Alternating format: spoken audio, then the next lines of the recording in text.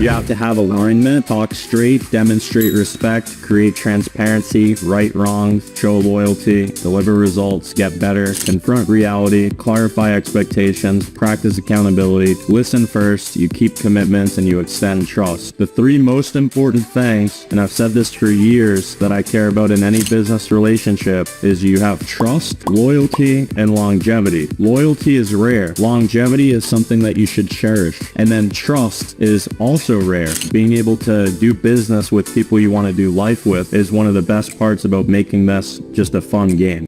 When you procrastinate, you should all write this down or program it into your minds, because if I just say it's going to go in one ear out the other one, you're like, oh, that was good, but you can't reflex the ideas. I'm just exposing you to the information, but it's up to you guys to start programming it up here.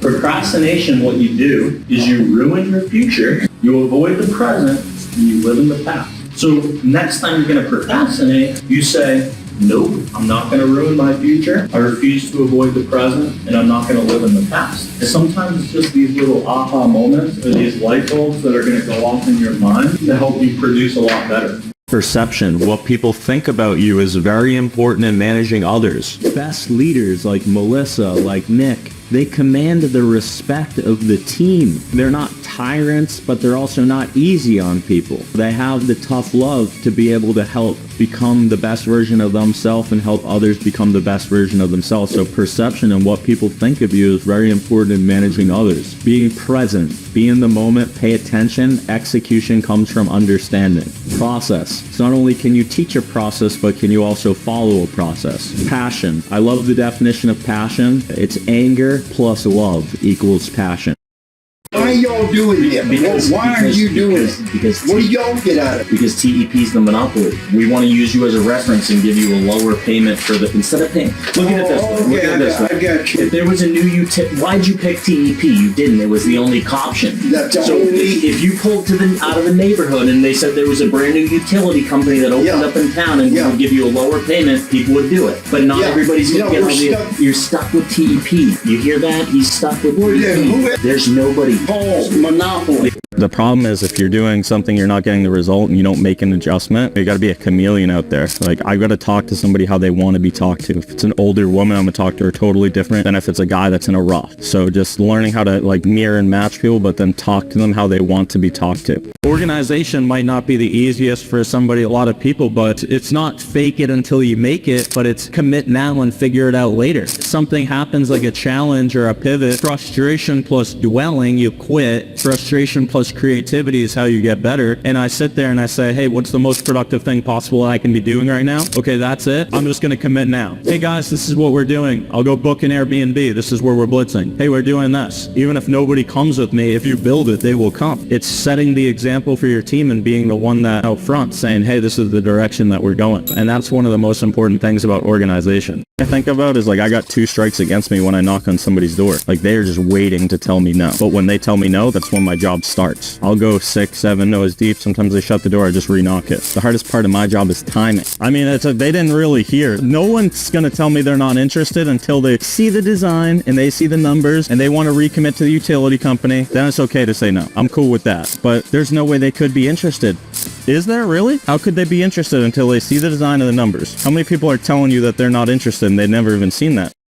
Like, you just have to have the money combinations. Like, we can take all the emotion out of this. This is going to be something logical, and if I can make it logical, it would be something you would do, wouldn't it? There's no way I can hurry your situation. People hesitate to pay full price on things they don't need to. People want to be more economical on a bill they're not going to cancel.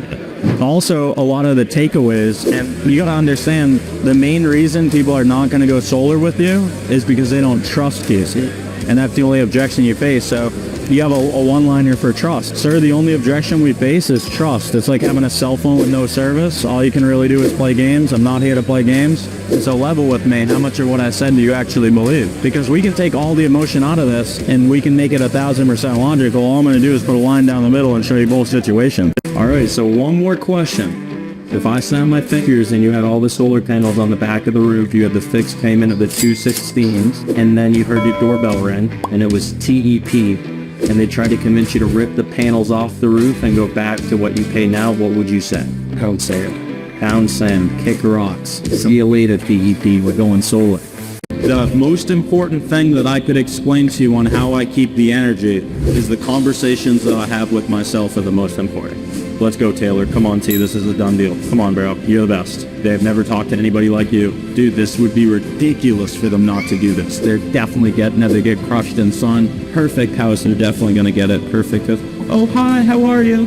I'm literally talking out loud to myself the entire day. I have some kids shadowing me, and I'm like, dude, they were cooking spaghetti and meatballs last night. The wife was so mad because the husband leaves the TV on all the time, and the electric bill just keeps going up. And I'm talking out loud, and like the kid's like, how does he know all this stuff? I'm gonna say, don't worry about it, because I start selling myself beforehand. The first person you need to sell is yourself. The first person you need to lead is yourself. We're on a continuous journey. Your life is like a stock, right? You're never going to stay neutral. You're either going to go up or you're going to go down. You're on a continuous journey toward the achievement. 95% of people are non-achievers. Only 5% of people are achievers. It's not setting goals that matters. It's the achievement of them that matters. The continuous journey toward the achievements of predetermined worthwhile goals. I always want to take the sales process as far as I possibly can. But what happens is the hardest part of my job is timing, right? So what a lot of people will do is they'll go to like 10 of those doors in that situation and be like, oh, this is bad area, or I stink at my job. There's nothing I could have done. I have perfect presentation. I have a perfect performance today. And that's what I want to focus on is just, hey, how can I make sure that my performance is really good? I want you to be proud to represent the door-to-door sales professionals, the best in the world. Finding your tribe is something so important. When you maintain something, it will become exhausting,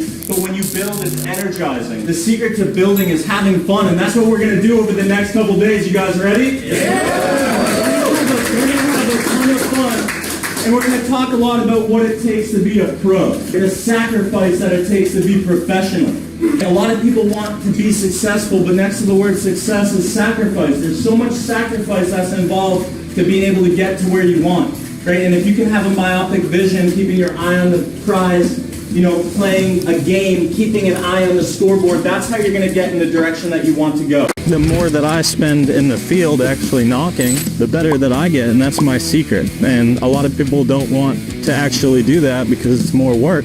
I learned a new line today. The line that I use is the main reason that people haven't done this, or the main reason they've been deterred from actually moving forward, is they don't want to pay that $2,000, $3,000, $4,000 initial investment. That's what stops them from actually getting the process started. Whether or not you do it, it doesn't make a difference to me. You guys are going to continue paying for your power, and I would tell you that if you don't think this is a good idea, you're probably better off just continuing to rent something. There's definitely people that like to rent things forever, but I think that a lot of the people that are pretty smart out here that have decided to own their homes are actually taking the 5 to 10 minutes to actually look into this. The hardest part of my job is timing, but really all I have to do is set up a time when you have it. You need to have a really good attitude, belief, and conviction when you sell. You need to work the hours, and you need to work on your approach. Like if you're working all the hours, you have great attitude, belief, and conviction, but you're just not saying the right stuff and not producing. You have to work on your presentation of what you're actually saying to people. You have to have direction with your presentation. What I am is I'm an assistant buyer, and I take somebody's hand, I grab their hand, and I say, okay, come here, let me show you. This is how we're going. It's like walking a little kid across the street, right? That's the power of being able to use effective questioning through your sales process. What I thought about is the same way that you pay an electric bill right here that's never going to end, I was going to pay for gas forever. Right. Every time I swipe my card to the gas station, they're not giving me any of that money back. They keep it. The gas runs out. Right. If I could figure out a way to eliminate a bill that I was never going to cancel, that's why I did this. So yes, I paid a lot. Pay your charge. They pay for my charger. I go to these superchargers, I get a free charge. I could drive from here to California and back without paying a penny. What are you noticing just from watching me knock? Obviously different from the training. Your attitude, your belief, your conviction. I see it and I know it and I know the path. It's just a matter of time. What do you think you picked up on these last couple hours that are different from what we do on training calls? Reflect questions that are awesome. You know them in advance and you have the playbook. It's just a matter of people. This is a game changer too. If you can learn how to use these tools, that makes your life way easier. Makes your life way easier. Good question to ask them, just so you're not wasting your time, is you can just say like, George, have you given up on doing business with me, ?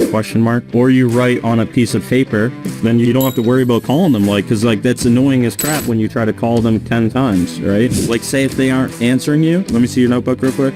So I would get a notebook, write this, and I would write, George, is everything okay, ? And I'd hold it up like this, and I'd take a picture of myself. And with it saying, George, is everything okay, ? They're going to respond to that.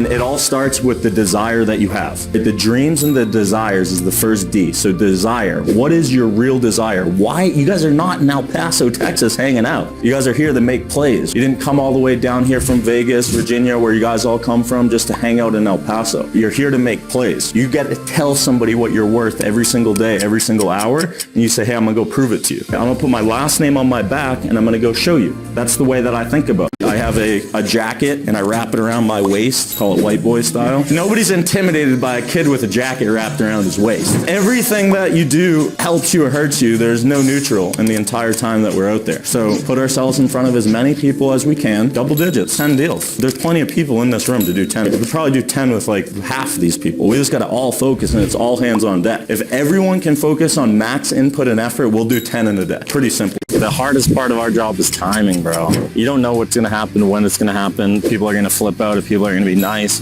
if there's going to be laydowns, if there's going to be hard sales. Hey, right here, bro. Cross. Let's keep going. You guys know the levels of a salesman? What's the highest level of a salesman? Stone cold trapper. What's under a stone cold trapper? The master closer, which is also known as the king of selling. Under the master closer is the closer. Under the closer is the salesman. Under the salesman, which I always thought was the lowest form of a salesman, we used to call order takers. That's what I always thought was the lowest form of a salesman. There's actually one form lower than an order taker. And back in the day, they used to call them tour guides. We're not tour guides. We ain't walking around neighborhoods, right? We are exercising and making friends, but we're there to make plays, and you're trick-or-treating for some free money today. The hardest part of my job is timing. I just need to set up a time when we both have it. What I can do is I can send you a quick text right now, or if you can get on the roof, you want to obviously try to get the inspection. Typically what I like to do is I like to send them a text, and then I say, can you send me a quick thumbs up emoji so that I know it's you? Then I have them send me the thumbs up emoji, because then once you start sending emojis between customers, they're more likely to follow up with you. And then you need to get them to save your number in their phone. The idea is that I'm doing a lot of subtle things. I mean, I'm doing a lot of things for a reason. Just not everything that I say helps me or hurts me. There's no neutral within the process. And if I can focus on input, that's what I really need to do. Just give myself as best percentage as possible, take the process as far as I possibly can. Like with that guy, like he wouldn't set a firm time because he's busy, but then I sent him a text and got everything going, got all his information. So what I'll do is I'll text him later. I'll say, hey, the system is fully designed. I'll be in the neighborhood all day Saturday, or you will be, and then pop back by. Well, let's just say it's $100 a month. That's 100% interest that you give to the utility company. Because we can both agree, if you move, the utility company is going to say, hey, thanks for being loyal. We're going to send you $4,500 back. What I'm proposing is taking that $100 that you throw away into a trash can, move it into a piggy bank where you own the system outright.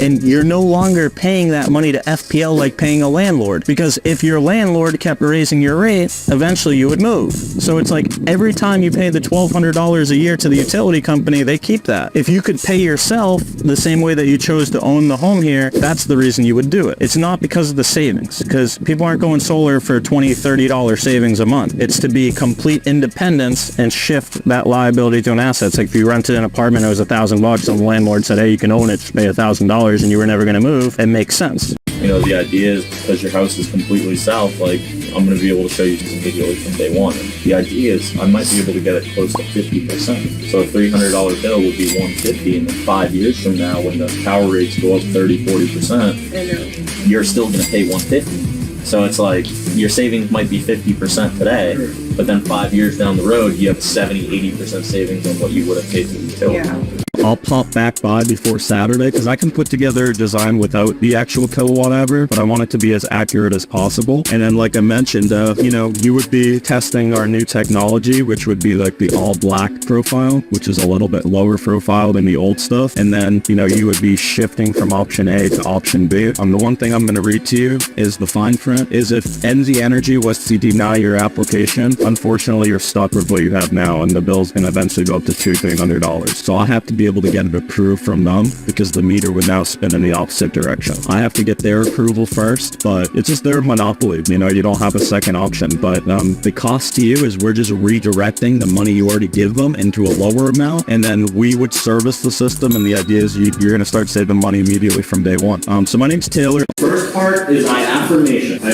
tell myself this is a sale. They were already talking about it. They were getting upset about the utility bill last night. Then I tell them who I am, why I'm there. I ask a soft question, which is, I don't know if you know. That's the question. So if I start off my presentation, it might go something like, okay, sir, how's it going? My name is Taylor McCarthy. Actually, the reason I'm coming by is a little bit different. I'll just cut to the chase. You know, I have NV Energy here for the electricity. Cool. So the reason I'm coming by, like I mentioned, is a little bit different. It is serious. We're not trying to come down anybody. However, it is important. I don't know if you guys know what's going on in the state, and then I hand them something. Or I don't know if you guys knew what happened. That's how I'm using that soft question. And through that question, I need to tell a story, right? So I could say, hey, I don't know if you guys know, do you know if your power comes from in-state or out-of-state here? Where's the power, where's the coal originated? Everything you said, it's beautiful. My cousin got screwed. My father's got screwed. My neighbor got screwed. That's a big problem with the solar industry right now is if I don't understand this like the back of my hand, I'm not going to be competent enough to be able to explain this to you. That's why I took every single month of your usage and I divided by 12 to show you what the true average would be. Now keep in mind, if you go get an electric car, you get a hot tub, you're going to start using more power, which means you'll have a small little bill from the utility company. You're always going to have a statement from the utility company, but the idea is last year you used 18,000 kilowatts. Instead of you paying 12 cents every time that meter makes a turn for 18,000 of those, we're taking those 18,000 kilowatts and you're producing it on site. See, this is how it works. You go an hour out here and then people start to feel like, oh, this is bad turf, this is this is that. What I realized is I made a pivot at the beginning of the day, not because it was bad turf, just because I need to throw my energy and put my energy where I have influence. Next thing you know, we have 2 solid sets, proposals ready to go. But see, if I did this 8 to 10 hours a day, what I can do 50 accounts, 50 self-cams a month. Yeah, easily. I could do 100, dude, if I really hunkered down in Airbnb and was out here at 9 a.m. every day. Yeah. You know, then the ball's in your court. If you think it's a good idea, we'll submit your application to the utility company. We'll try to get your approval on that. If they approve it, then we next go into your town permitting. After the town permit, then we schedule a date and have it all installed for you. Then it's inspected, then it's turned on. So it's like a 60-day process. I mean, I don't get why anybody wouldn't want to do that if we pay for all of it. The biggest thing is a lot of these homes don't have the right roofs. So we want to do shingle roofs because it's going to be more for us to do on these tile roofs. Right. So typically, if it's a tile roof, it's a $1,500 upcharge right off the bat. So I'd have to sit here and try to convince somebody to write me a check for $1,500. So I skip those houses. It's just easier for me. Yeah. It's easy for them to come here. We want to be able to tell others what you like and benefit from us, which gives us visibility and then credibility. So Judy's one that lives right here. Yeah. We're going to be doing it on the back side of her house. Right. But ultimately, I took his bill from $160 to $73 fixed, and it'll never go up. Good. He owns it, and also on the 13th, his neighbor across the street is getting his installed. On the 27th, the one next door to Chet, Derek Blaze is getting his. Cool. You talk to Chet and then get back to me. God bless. So great example on how, as door-to-door salesmen, we have to stand our ground. You know, so that guy tried to control the conversation at the very beginning, and I mirror and matched him.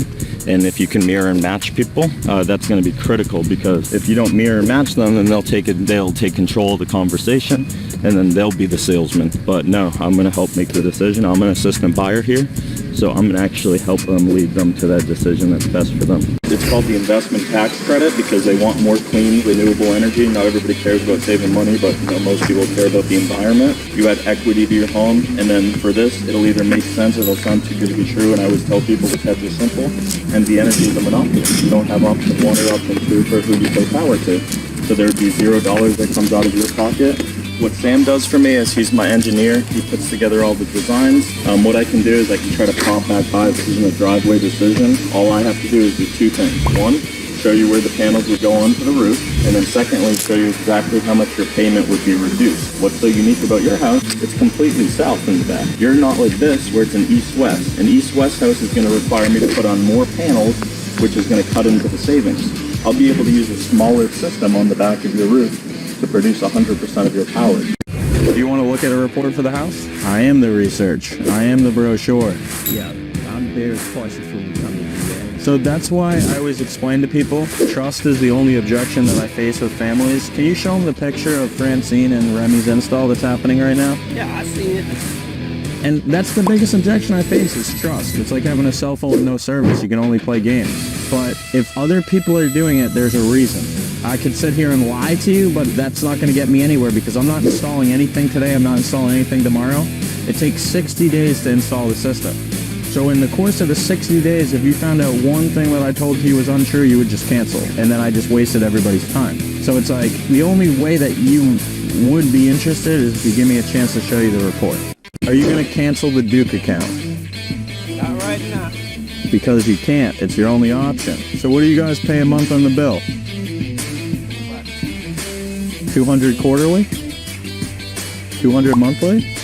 So I take it using a lot of electronics, or you have something plugged in a lot of the time? Okay, so on a $200 bill, we would ask you, there's definitely a few things you need to help out with, like being a reference, the non-disclosure, keeping the shield, allowing us to fly a drone over the home. But we will show you a way that we cover all the upfront costs. Not right now. Well, it won't be tomorrow because I'll be done with the model homes and the marketing team will try to sell you a system. But what I'm approaching you about is true ownership. So it's like, you saying no to me today is saying yes to Duke. You saying yes to me is saying no to Duke.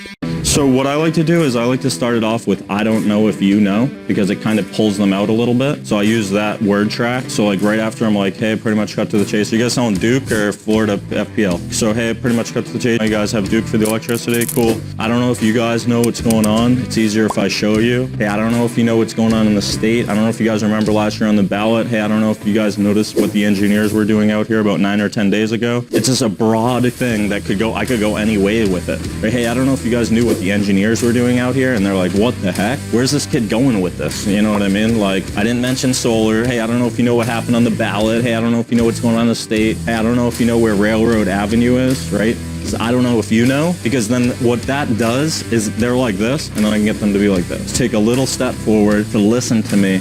It's like asking somebody, hey, do you mind if I pick your brain? Most people are going to say, yeah, sure, you can pick my brain. But if somebody's like, hey, can I ask you a bunch of questions? They're going to say no. Who pays the bill? I paid the bill. And are you the owner of the house? Okay. And why did you choose to own this instead of rent it? Cheaper.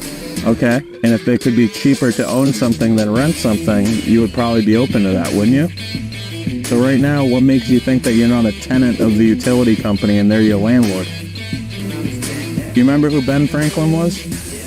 What dollar bill is Ben Franklin on? The 100. And what day is Independence Day?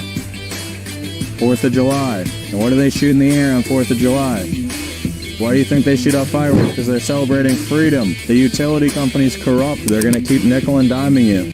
If you have an appointment that doesn't sit or doesn't close, I don't care. I'm going to go find another one with a neighbor across the street. So that's another thing, is you have to understand that you might lose one and then you pick another one up. It's just whether or not you can put yourself in front of as many people as possible and make it make sense. That's really what I do. You guys need to focus on today is just put yourself in front of as many people as possible. Make them like you, make it make sense. A confused mind always says no. Create a story. The better your story, the better chance you have of closing the deal. And if there is no pain, they won't change. If it's not a big priority for them, I make it sound like a big deal. When I see a house on my phone and I look at the roof, I'm like, dude, this is a perfect house. There's no way they're going to be able to say no to me. There's no possible way. We did that on a house yesterday. Got the lady, yes, she failed credit, but whatever. I moved on to the next one. My main question to you is this. Are you on the deed of the home? Yeah.